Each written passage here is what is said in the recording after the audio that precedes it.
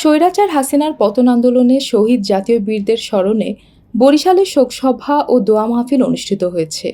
পাশাপাশি স্বৈরাচার হাসিনা সহ সকল আওয়ামী সন্ত্রাসীদের বিচার ও আওয়ামী লীগকে নিষিদ্ধ করার দাবিতে বিক্ষোভ মিছিলও অনুষ্ঠিত হয়।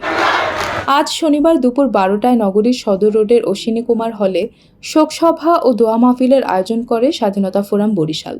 এতে প্রধান অতিথি হিসেবে উপস্থিত ছিলেন বিএনপির নির্বাহী কমিটির সদস্য আবু নাসের মোহাম্মদ রহমতুল্লাহ।